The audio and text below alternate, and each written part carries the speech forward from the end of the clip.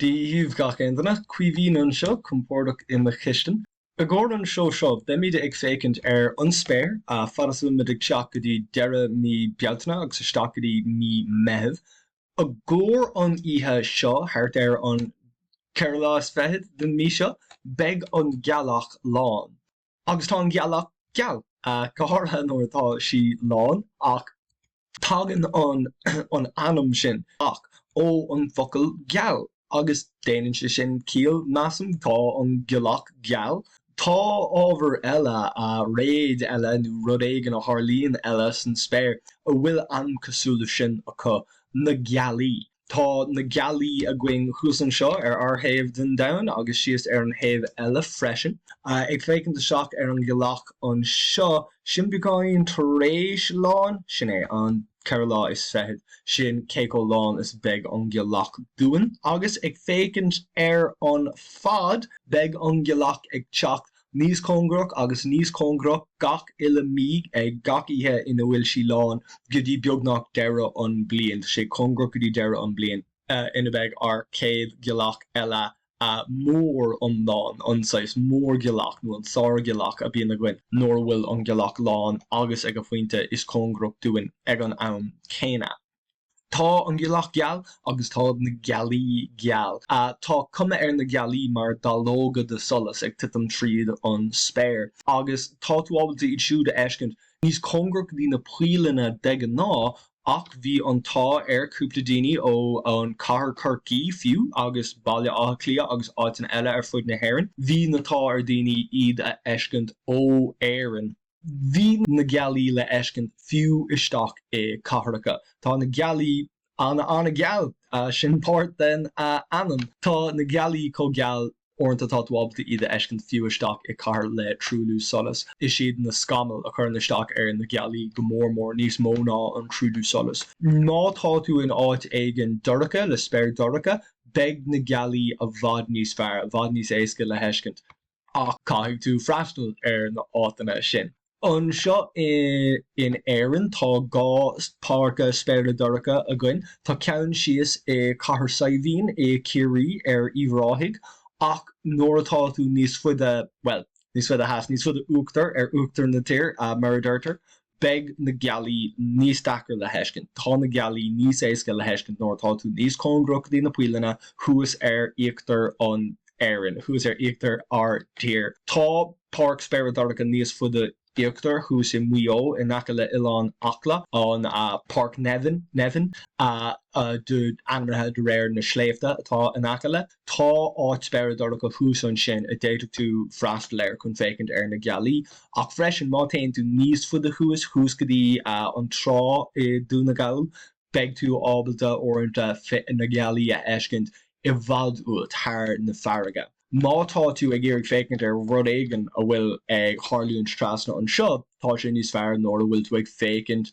thar an farraige, thar na mara, thar an uisce, mar ní beag éon crí nó aon cosúla sin san slí. Má tá tú ag iarraigh fécint ar na Gealaí a bíonn díreach ó scór an puil chuaig, má tain tú go dtí puinte ar tua ar chuaig de tír a bhfuil ag fécint amach ar an uisce sin an áit ina bhfuil ina beag de spéir glan galóir chun na Gealaí a eiscint i bhfadúat.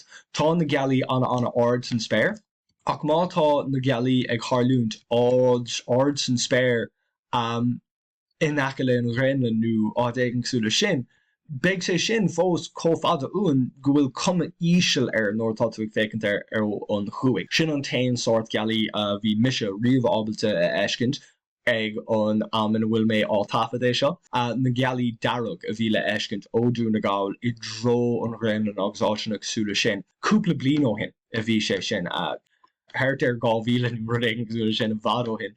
Ag an nóméid seo tá glór cuacht, glór funnamh ag teacht ó an Gréin, tá an storm gréniúil cóláidir sin go bhfuil míid ábalta na Gealaí a eiscint a bhfad níos fuide síos ar an tír i uachtar na tíre ach de go ná tá sé bhfad níos éasca na rudí sin a eiscint ó níos seachas theas. Ag fécint ar an ihe seo tá míid ábalta an gealach geal a eiscint díreach an sin in aice le an Scorpion, Scorpius an réalslinn sin beg an Gealacha chorstock an bóthar na bó finna ar réalt chorus, beg sin níos dacaréis sin ecint le haig cúpla léhananta. An seo go thomláinnig deire an mí seo ar an tríú lá tá míad ábaltééis sin ecint bhd níos éisce seo ar dóchlog ar madan. Fós caiig tú fannach go dtí déanach golóir nó lua golóir ar madan chun an bóthar na bó finna ecint ach níl míid I lár an saoire fós ach thart ar man ihe tá tú ábalté ecint má tá tú an áit le spéire dorcha golóir. Beg trintán an saoire chús a gcóir beagnach an ihe ar fad ag an aim seo an blion tá méid teach stacaí an saoire sin cad cílíonn sé sin má tá trintán an saoire chús a gcóir an ihe ar fad tá méid teach stacaí an saoire sin an fág bhfuil anam trintán an saoire ar seachas trintán an géire. Má tá tú isteach a chahar cosúla chahar cartaí beg an nomad trúdú solas chun an ábhar sin a ecint ach tá bóthar na bó finna ag séad tríd nó ag srucht tríd an trintán sin agus titan sé an talamh díreach I naca le an réal darug sin Antares san Scorpion. Fiú mono bhfuil tú ábalta ecint le súlana má fearingíonn tú isteach le telescóp beg tú ábalta beáíonn den scamal sin ecint na réalt néal sin tá ceann an a dasan sin in naca le déine seo cadtá fácha té feartar éis réalt á phléasca tá tú ábalta an sais crush sin ecint na dachanna dathú. Fécinn sé das golóir má tá tú san cahar má tá telescóp mór golóir a gut ach maras gná I gcónaí Pecné beáí níos fearr má tá tú amach chuin tú beáí. Le rudí bhfuil anna fuide uan caiig tú an méid sin clocht telescóp le méid sin clocht a úsáid chuníide ecint a rénos tá siad chun bhú golóir solas chun a haspáint dut mátá do telescóp mór golóir chun é sin ecint ach beag sé fós níos éasca le heiscint go háirithe le telescóp tá beáí níos lige má tá tú amach faoin tú. Tá míid chun brúráid gotí dóchlog ar madan. Níl sé ach dóchlog ar madan agus sin é lár bóthar na bó finna. Ní bheoh tú ábalta sin ecint le asúla nód áfach. Beáín beidir gohfuil mé tar éis deirfin in nomad níl mé tar éis an méid ceart trúla solas chusan Spéir chun an roiirc ó chahar churcií haspáint ach an seo tá sé beagnach inechta má tá tú ag úsáid desúla na nód ach nóir fearingíonn tú isteach fiú beáín beg tú ábalta na réalt néalaí sin ecint an scamal sin san spás a ecint. Tá seo le heiscint má tá fiú déthúlaigh agat má chum na déthúlaigh ar siúil cad mé rud éigent aimimsú chun é úsáid ach má téimiad th náisian seo tá sé dachar léil timppla na déthúlaigh ach seo le.